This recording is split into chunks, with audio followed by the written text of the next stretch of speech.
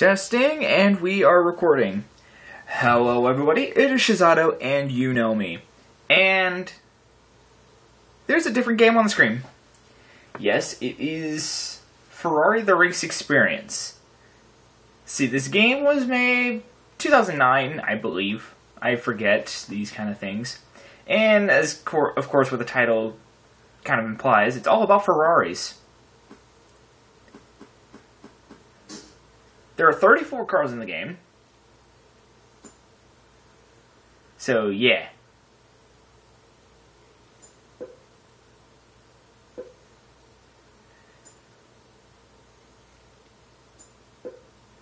So, in this game, there are... Oh, crap. Yes, I want to save changes. So, in the game, there are 34 Ferraris, ranging from this 250 Testarossa on the screen to the 458 Italia. So there's not any of the newer ones like the Speciale, the Ferrari LaFerrari. There's, the newest stuff is not going to be there. The FF is not in here either. But you do get a very good assortment of vehicles. The FXX, the Ferrari 330P4, the F50, the 612 Sessanta,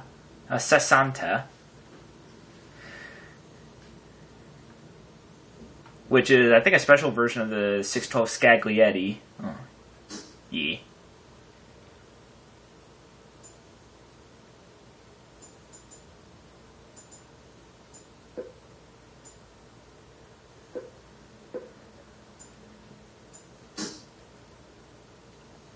So, yeah.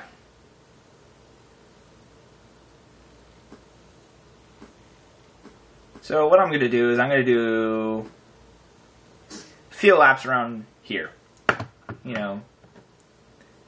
This track, it says Great Britain Midlands Raceway. It's actually Silverstone. I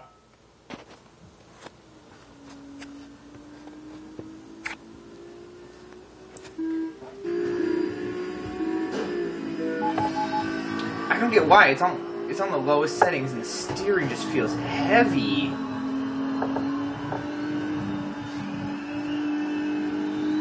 Like, I did hear that I think there is a wheel specifically for this game. I don't know or not.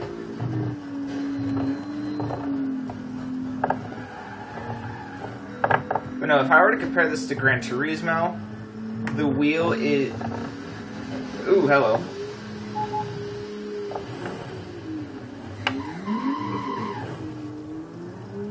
The steering feel is definitely at least a 7 force feedback.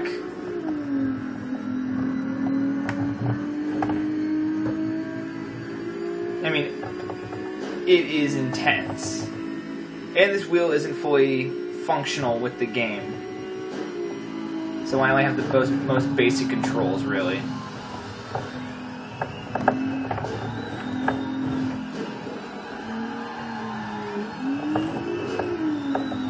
So I can't change camera views, I can't change gears manually, so it's on automatic.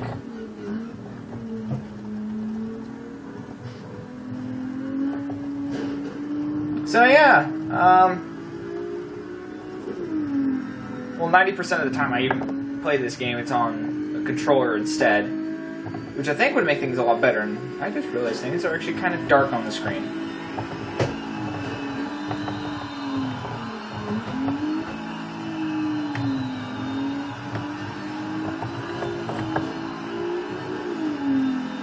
Okay, and I'm going to admit this now.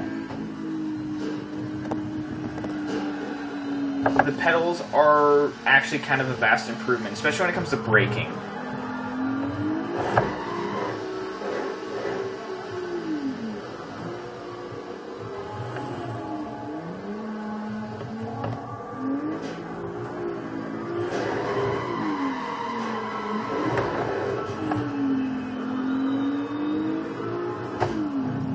So yeah, I'm just trying to get used to this car here on the wheel. Got some understeer going. See, physics-wise, I think this is a little bit, like, mid-speed to high-speed handling is a little bit better than that of Gran Turismo. But low-speed handling, and when stuff like that happens, it's kind of mediocre.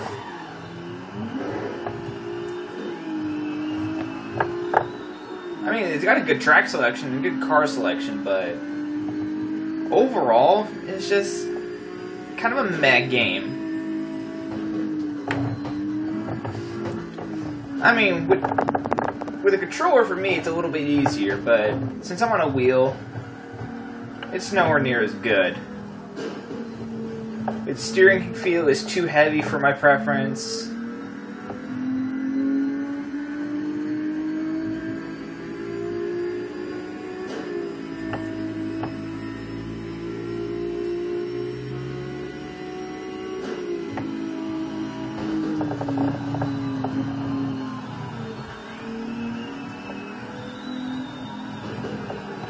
And you see, this car's got quite the amount of understeer. I mean, I don't blame the car. It's, what? Oh, over 4,000 pounds? Because it's not even meant to be, you know, for racing. It's just kind of a GT car.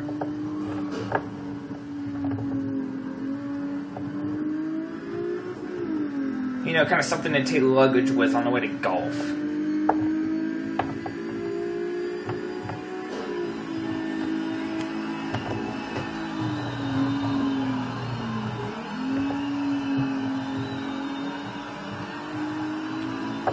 And I also realized this is an older version of Silverstone. Ooh, hello.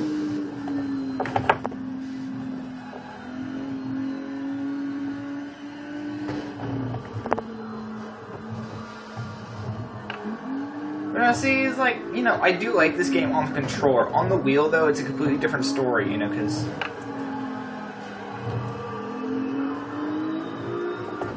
it's just, like, the physics just don't work with this wheel too much.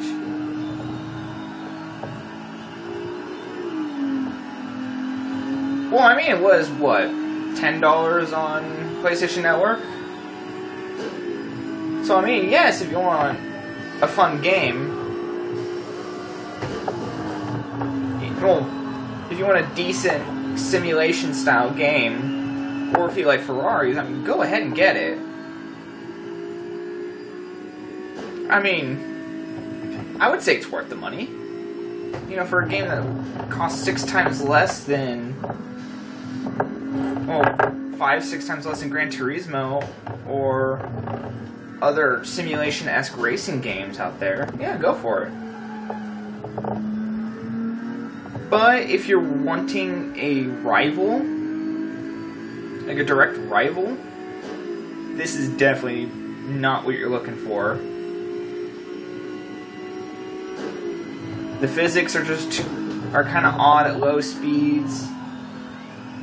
The sounds are okay at best,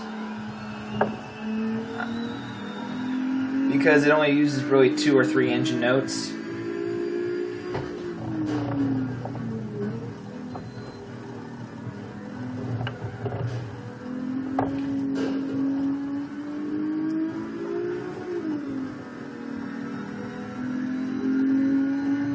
See, kind of like this 612, it, you know, makes a kind of stereotypical V12 noise.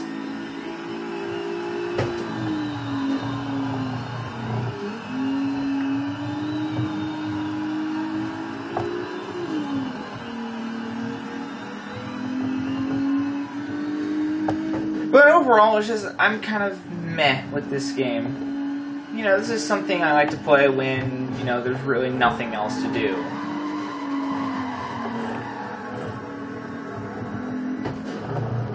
Oh, fair warning, if you do get this game and you plan on doing replays and stuff, don't bother. The replays are crap.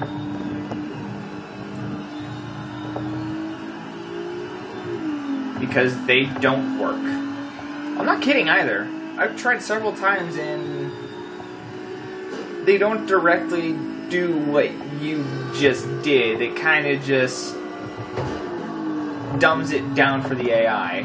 It dumbs it down to AI level, which is weird. And then it kind of doesn't know what to do. So it kind of tells you, hey, you can continue with whatever you were doing beforehand. But no, I'm actually I think I'm starting to set it understeer. But no, as I'm rambling on, this car does take a little bit of concentration to drive.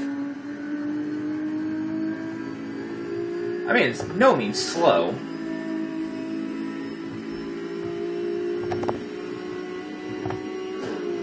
See, getting up to 145, 140.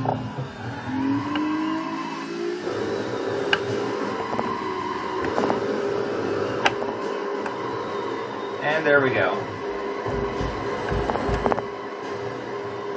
Yeah.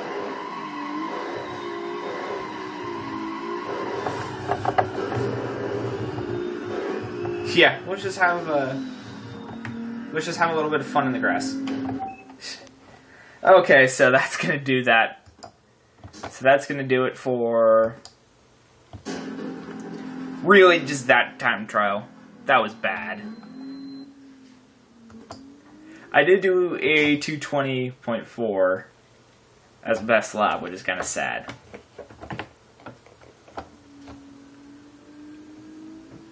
Did I just seriously press restart? I did.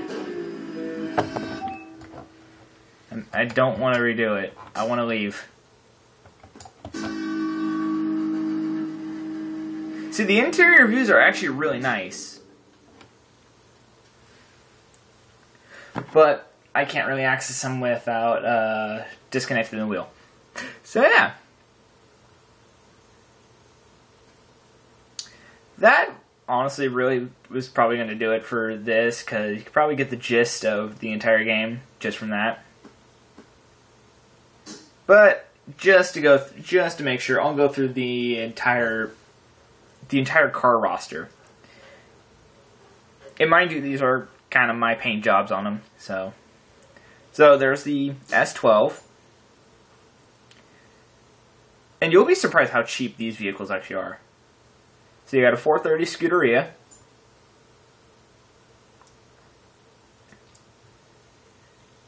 A 575. This is a GT1 car, actually. That is one massive wing.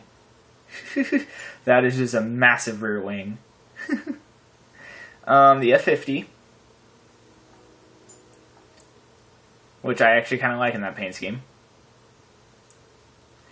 The 458 Italia.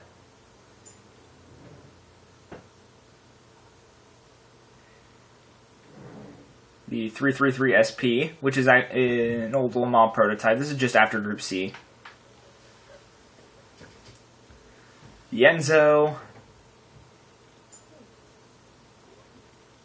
330 P4, F50 GT, 599XX, the FXX, and you got pretty much a good car selection because it goes from all generations, that kind of stuff.